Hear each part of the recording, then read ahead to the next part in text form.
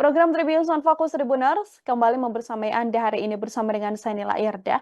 Untuk memudahkan laporan masyarakat, Tribuners Wakil Presiden Gibran Rakabuming Raka membuka hotline pengaduan. Program yang bernama Lapor Mas Wapres ini bisa dilakukan melalui WhatsApp atau bisa juga dengan langsung datang ke Istana Wakil Presiden. Mas Wapres Gibran Rakabuming Raka sendiri sudah secara langsung mengecek posko pengaduan tersebut, lalu bagaimana melihat salah satu program Gibran Rakabuming Raka ini. Saya akan membahasnya hari ini Tribuners dalam Tribun Sound Fokus. Sudah tersambung melalui sambungan Zoom bersama dengan saya pengamat politik Citra Institut ada Bang Efriza. Selamat siang menjelang sore Bang Efriza. Terima kasih banyak sudah bergabung. Iya, selamat sore dan terima kasih atas undangannya dari Manila Irda dan dari Tribun On Fokus. Dan tentu untuk Tribun, terima kasih banyak atas undangannya. Terima kasih juga Bang Efriza menyempatkan waktunya hari ini berdiskusi bersama dengan saya. Kita akan bahas salah satu program dari Mas Wapres begitu ya, dari Mas Gibran.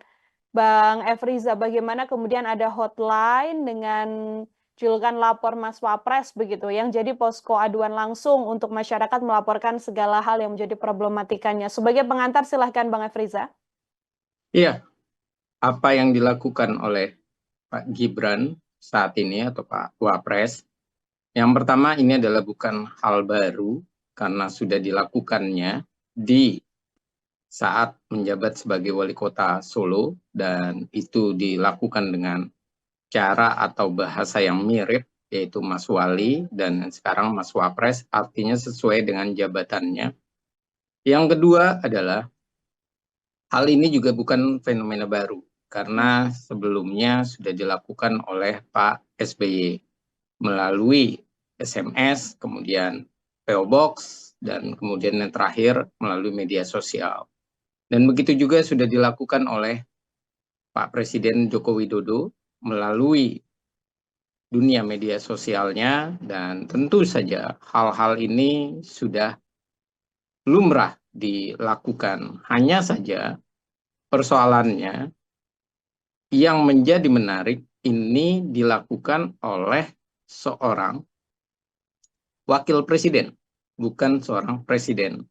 Dan tentu ini menjadi suatu hal yang memicu polemik di masyarakat atau pro dan kontra. Yang pertama adalah jabatan Wapres ini dianggap dia hanya sebagai dalam tanda kutip ban serep dari presiden, dan yang kedua dia juga tidak punya kewenangan untuk memutuskan, dan yang ketiga jelas bahwa yang sangat prinsipil adalah presidennya, yang semestinya presiden itulah yang melakukan kerja-kerja tersebut. Hal berikutnya juga yang perlu menjadi catatan juga adalah terkait dengan DPR memiliki badan pengaduan masyarakat. Dan ini tentu menjadi dilematis berikutnya.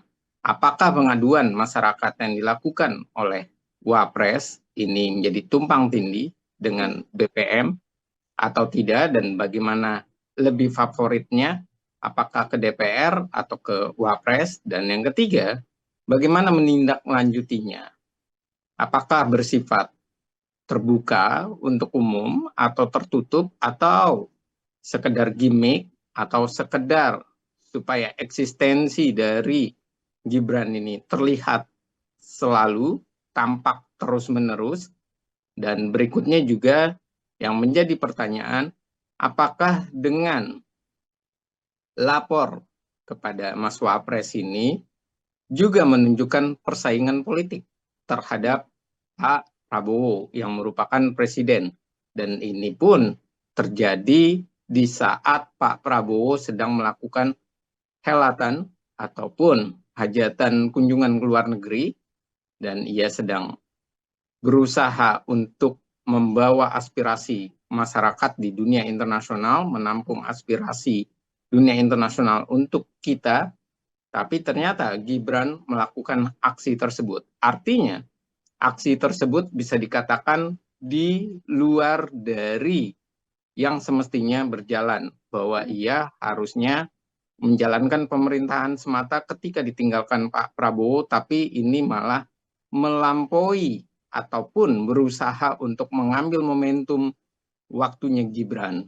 Dan ini pembukanya, Mbak. Baik, kita bahas satu persatu, Bang Efriza, terkait pengantar dari Bang Efriza tadi. Yang pertama, bagaimana kemudian melihat sejumlah kritik juga muncul begitu ya, disebutkan bahwa lapor Mas Wapres ini lebih cocok levelnya di kalangan kepala daerah begitu, bukan di kalangan wakil presiden. Yang mana hal ini kemudian disorot karena masa seorang wakil presiden begitu ya langsung membuat aduan untuk masyarakat. Bang Efriza melihatnya seperti apa, Bang, terkait bagaimana lapor Mas Wapres ini harusnya levelnya ada di mana yang membuat aturan seperti ini? Ya, kalau berbicara level, tentu sebagai wali, baik itu wali di sini adalah waktu wali kota dengan perbandingan sekarang adalah wakil, tentunya kita harus melihat dua hal. Kalau di eksekutif daerah pun rasa-rasanya tidak cocok. Seorang wakil ataupun nomor dua, dia mengemban ataupun menyerap aspirasi masyarakat untuk kemudian ia yang memprosesnya. Artinya, ini bisa dianggap memicu matahari kembar.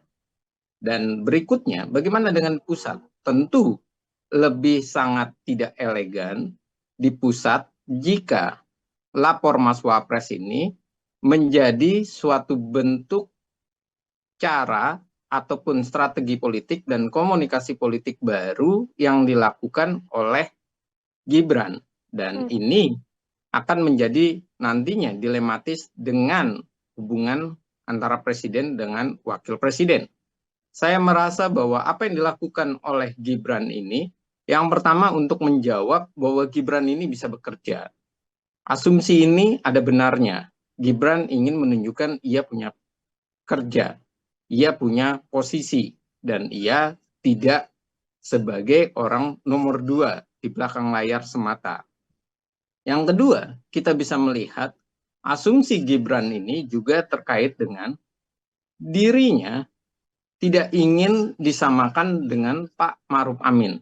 Yang jelas-jelas ia sangat diam, menunggu apa yang dilakukan oleh Pak Jokowi, baru ia melakukannya. Dan yang ketiga, kalau melihat apa yang dilakukan oleh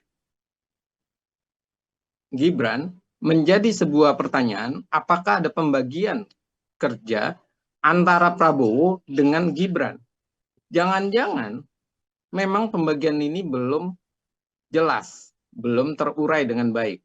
Sementara kita bisa melihat fenomena matahari kembar pernah terjadi antara Pak SBY dengan Pak Yusuf Kalla, kemudian Pak Jokowi dengan Pak Yusuf Kalla. Apa yang terjadi? Pak Jokowi akhirnya, begitu juga Pak SBY, di periode keduanya, mereka memilih seorang wapres yang mau bekerja dan tidak ingin tampil di permukaan, supaya tidak ada matahari kembar. Dan bahkan Pak Maruf Amin dengan Pak Jokowi ini ada pembagian tugas untuk merespon aspirasi, merespon dari output maupun merespon sebuah feedback dari masyarakat.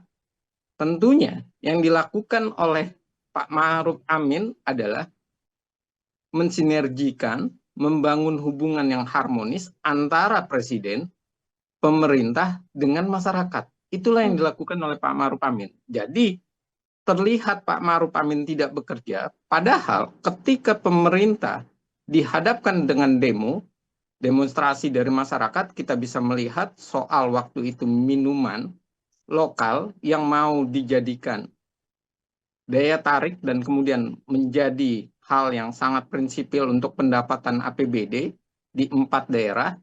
Apa yang terjadi? Gelombang demonstrasi menolak begitu tinggi dari kalangan Islam. Dan Maruf Amin lah yang merangkul tersebut.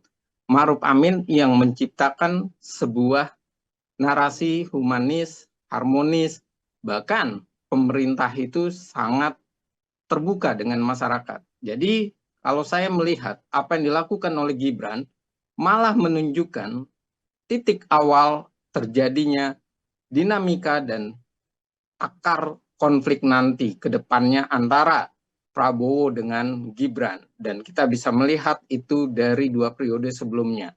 SBY dengan Yusuf Kala yang akhirnya memilih Budiono karena pecah kongsi.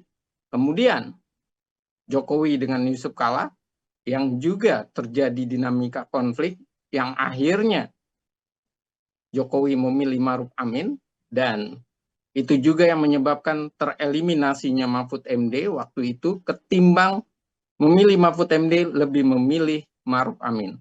Dan bisa jadi periode kedua kita melihat pecah kongsi, pecah koalisi ini terjadi antara Prabowo dengan Gibran karena langkah Gibran yang selalu mencari panggung. Oke, artinya kekhawatiran bahwa nantinya akan ada overlapping antara presiden dan juga wakil presiden dalam menjalankan tugasnya dengan adanya program lapor Mas Wapres ini juga sangat besar, Bang Efriza. Iya, sangat besar sekali.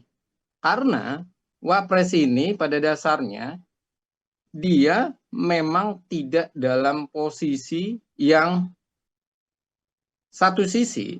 Pertanyaannya, ketika lapor kepada Mas Wapres ini hadir, laporannya siapa yang menindaklanjuti? Kemudian, kalau yang menindaklanjutinya adalah para menteri, lalu siapa yang punya kuasa untuk memberikan evaluasi, memberikan catatan, dan kemudian menyuruh menteri tersebut untuk melakukan tindakan-tindakan tersebut? Pertanyaan berikutnya adalah, kalau hal tersebut dilakukan oleh Gibran, menjadi sebuah ironi. Karena ini akan menjadi sebuah pertanyaan di masyarakat. Lalu, bagaimana hubungan dengan Pak Prabowo? Bagaimana antara Prabowo sebagai presiden dengan Gibran sebagai wapres? Dan ini adalah masalah baru yang diciptakan dari Gibran. Kemudian kalau evaluasi kinerja menteri itu datangnya dari wapres, tentu saja pertanyaannya apakah hak prerogatif memilih menteri itu juga secara otomatis itu dipunyai oleh wakil presiden, atau wakil presiden ini hanya untuk teman diskusi ataupun hanya untuk membantu seorang presiden. Umumnya hak prerogatif seorang menteri untuk di-reshuffle, untuk dipilih, itu adalah wewenangnya presiden. Dan tentu saja ketika wewenang presiden ini dicampur adukan, tentu menjadi pertanyaan, menteri-menteri di pemerintahan ini harus berkiblat kemana? Mereka harus patuh ke siapa? Apakah ke Prabowo sebagai presiden atau kepada Gibran sebagai wakil presiden? Dan berikutnya, jangan-jangan nantinya kabinet akan selalu sering terjadi rapat, tapi yang memimpin rapat adalah wakil presiden ketimbang presidennya. Dan bisa jadi ini adalah awal mula terjadinya konflik nantinya ke depannya, walaupun memang wapres juga punya untuk berbicara, untuk mengundang menteri, dan untuk mengambil kebijakan bersama menteri. Oke, ini terkait bagaimana kemudian program lapor Mas Wapres, Bang Efriza. Kalau menurut Bang Efriza dengan adanya lapor Mas Wapres ini, sedianya apakah ini juga cukup efektif begitu ya untuk menampung berbagai keluhan dari masyarakat? Karena bisa by WhatsApp, tapi sedianya juga bisa langsung datang ke kantor wakil presiden begitu, atau juga ada potensi bahwa ini pada akhirnya juga bisa timpang tindih ke depannya begitu ya, karena kan kita tahu banyak juga posko pengaduan antar lembaga pemerintah begitu, yang memang selama ini sudah berjalan. Ya, kalau tumpang tindih sudah pasti, Mbak. Ini akan terjadi tumpang tindih, bahkan bukan hanya tumpang tindih, lalu siapa yang punya wewenangnya. Ini akan terjadi nanti pertaruhan ego sektoral. Karena nantinya ini akan diarahkan oleh Wapres. Dan sementara arahnya Wapres ini, jangan-jangan terhadap menteri-menterinya ini adalah like dan dislike. Karena menteri-menteri ini kita harus akui tidak semuanya pro terhadap Gibran maupun tidak semuanya pro terhadap Prabowo. Kita bisa melihat bagaimana blundernya ARA yang menyatakan fotonya yang dipajang adalah foto Pak Presiden Prabowo, yang menyatakan yang punya visi misi yang harus dijalankan dengan tegak lurus adalah presiden, bukan wapres. Dan ini sudah membuka sebuah gambaran terjadi ketidakakuran ataupun terjadi sedikit bibit-bibit konflik, dan ini yang harus diselesaikan, harus diminimalisir. Yang kedua, pertanyaannya adalah, apakah program ini 14 hari ini cukup? Jangan-jangan terlalu besar respon terhadap pengaduan masyarakat, tapi visi misi program kerja itu malah tidak berjalan dengan maksimal. Karena para menterinya repot urusan bagaimana pencitraan dari Mas Gibran. Dan yang ketiga adalah, menjadi pertanyaan berikutnya, kalau seandainya kebijakan ini adalah kebijakan yang tadi, kalau pra-peradilan ataupun peradilan itu tidak bisa diselesaikan, kemudian menjadi arahannya, ini siapa yang harus memegang arahan? Apakah Wapres memberikan wewenangnya, memberikan kuasanya kepada menteri-menterinya, sedangkan satu sisi terjadi polemik yang memang polemik itu terjadi atau pengaduan itu terjadi karena menteri itu menjalankan visi misi dari seorang presiden. Nah, ini adalah dilematis nantinya. Pemutusan ini dilematis. Akhirnya ujung-ujungnya menteri ini harus berkiblat kepada siapa? Kepada seorang presiden atau kepada wakil presiden. Dan ini tentu menjadi catatan tersendiri. Berikutnya, terbuka atau tidak pengaduan tersebut. Prosesnya itu bisa jadi memang terbuka, tapi solusinya belum tentu terbuka. Yang kedua, pemrosesan hasilnya ini apakah benar-benar bisa terjamin, diselesaikan atau tidak. Jangan-jangan nanti yang hadir hanya laporan grafik saja, jumlah pengaduan berapa, yang diselesaikan berapa, yang menunggu antrian berapa, yang dilempar ke lembaga A dan B dan segala macamnya itu berapa. Kalau sekedar grafik buat apa? Harus ada jaminan masyarakat itu tahu pengaduannya itu apa, masyarakat juga tahu prosesnya seperti apa dan bagaimana langkah-langkahnya. Karena yang hadir di dalam pemerintahan saat ini umumnya adalah ketua umum partai politik. Artinya, ia punya kepentingan masing-masing. Dan ia juga punya narasi untuk menjaga kepentingan daerah pemilihannya. Ia juga punya narasi untuk memprioritaskan sebuah kebijakan itu dijalankan. Ini menguntungkan dirinya dan partainya, atau kebijakan ini nanti saja dilakukan, yang penting kepentingan dirinya dulu dengan partainya. Hal-hal ini tidak bisa kita lepaskan, narasi-narasi seperti itu. Walaupun memang itu tergantung dari kepentingan si menteri itu tersebut. Tidak secara langsung diungkapkan di publik. Namun lagi-lagi persoalan ini akan menjadi catatan tersendiri. Bagaimana menteri ini harus berdiri, menyelesaikan persoalannya, terbuka atau tertutup, kepada siapa ia akan menyampaikan hasilnya, evaluasinya dari mana menteri itu didapatkan, dan bagaimana nanti kepuasan masyarakat. Jangan-jangan kepuasan masyarakat terpecah dua, antara kepada presiden dan kepada wakil presiden. Kalau sampai seperti ini, artinya ada dua nakoda di dalam pemerintahan.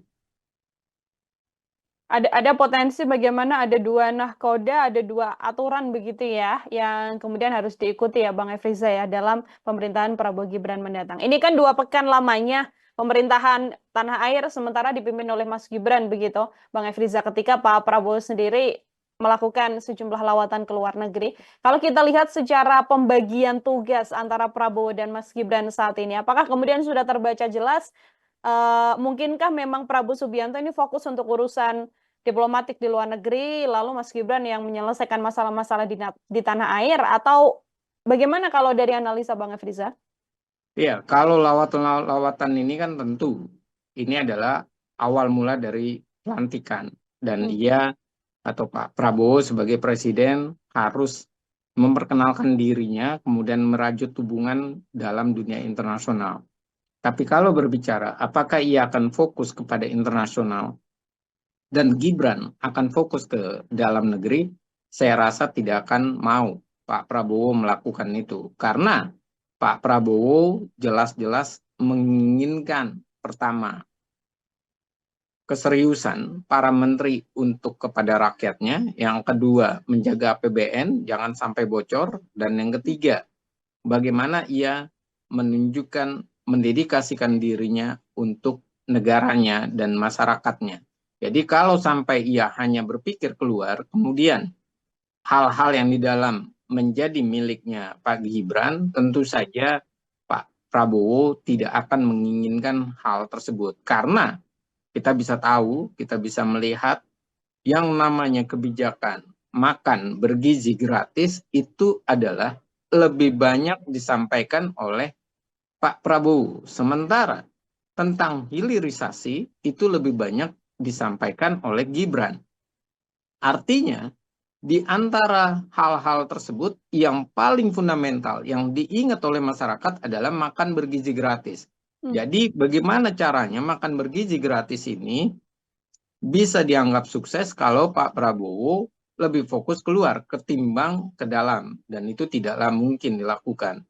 Dan yang kedua, semestinya Gibran pun sudah mengetahui dan memahami bahwa konvensi ketatanegaraan kita, seorang wapres itu adalah satu sisi dia nomor dua, sisi yang lain dia bekerja untuk membantu presiden, sisi yang ketiga panggungnya wapres itu tidak boleh lebih besar dari panggungnya presiden. Dan yang berikutnya kita harus tahu apa yang terjadi kalau panggungnya presiden dan wapres ini sama-sama besar, yang terjadi adalah masyarakat yang tidak diperhatikan. Dan apa yang terjadi? Yang dikhawatirkan adalah lapor wapres ini menjadi sesuatu yang menguap semata. Karena apa? Karena yang punya kekuasaan, yang punya wewenang, yang punya pengaruh, dan yang bisa menyelesaikan dan yang bisa mengontrol para menterinya adalah seorang presiden.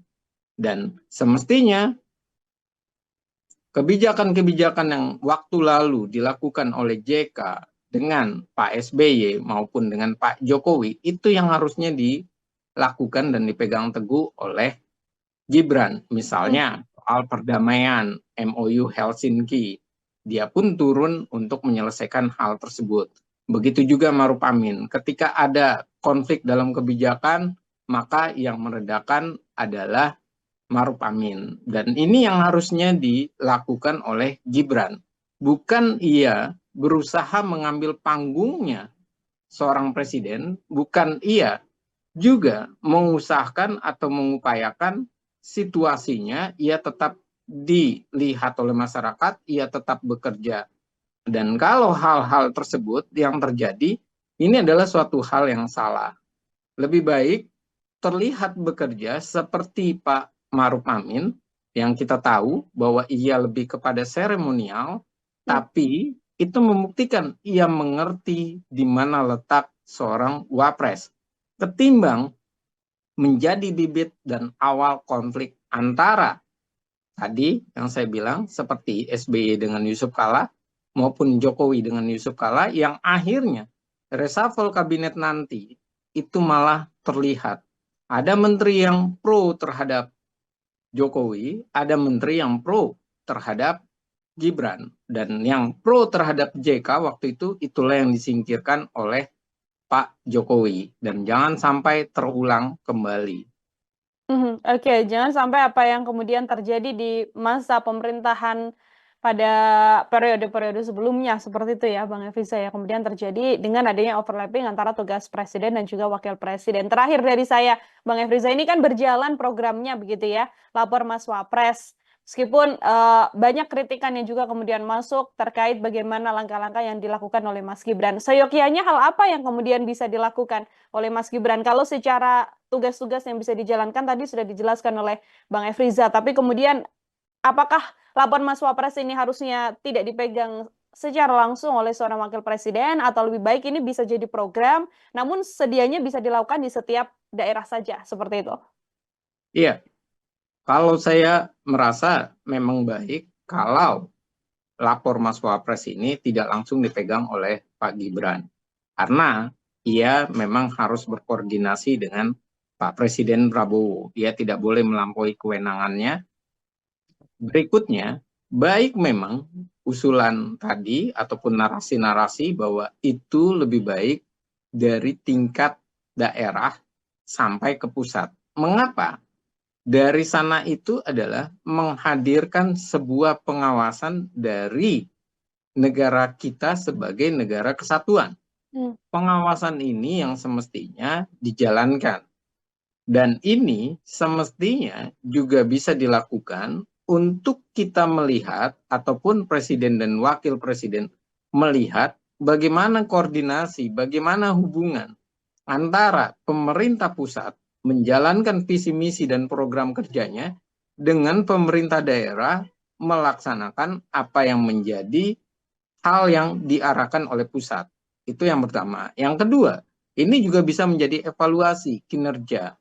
Jadi ini juga bisa menjadi sebuah narasi baru bahwa walaupun bendera partainya berbeda, tapi negara kita tetap negara kesatuan, bukan negara federal, yang gubernur, bupati, dan wali kotanya ini harus benar-benar nurut, harus benar-benar mengikuti arahan dari pusat dan pusat juga mengevaluasi. Jadi nurut ini bukan sepenuhnya benar-benar dia patuh, tapi juga tidak seenak-enaknya saja, tapi benar-benar ia memahami koridor dan regulasinya. Bahkan kalau kita melihat apa yang terjadi dan kita sering melihat debat pilkada, banyak aspirasi daerah yang semestinya diselesaikan oleh pemerintah pusat. Kewenangan itu punyanya kewenangan pusat. Dan bagaimana kewenangan-kewenangan ini diambil alih, dibawa. Ini bukan lagi sekedar nanti kunjungan ke daerah atau rapat bersama dengan kepala-kepala daerah ataupun melakukan koordinasi tingkat daerah, tapi juga membiarkan atau memberikan kesempatan kepada masyarakat memberikan keluh kesahnya, mencoba untuk menyampaikan apa yang mesti dilakukan. Jadi dari sini tentu saja ini akan terlihat jelas evaluasinya pemerintah pusat terhadap pemerintah daerah. Dan tentu kalau hasil evaluasi ini dipegang oleh Wapres, kemudian Wapres ini tidak melampaui kewenangan presiden, ia berkoordinasi dengan presiden, kemudian ia juga berkoordinasi dengan para menteri, itu menjadi sesuatu hal yang baik, bijak, dan saya rasa ini adalah suatu hal baru. Dan ini adalah bentuk bagaimana negara kesatuan kita itu utuh, tidak lagi terpolarisasi oleh kepentingan partai-partai politik. Namun, akan menjadi krusial ketika isu ini hanya untuk isu khususnya adalah Jakarta atau khususnya adalah nasional tapi di pusat saja, tidak di berbagai daerah.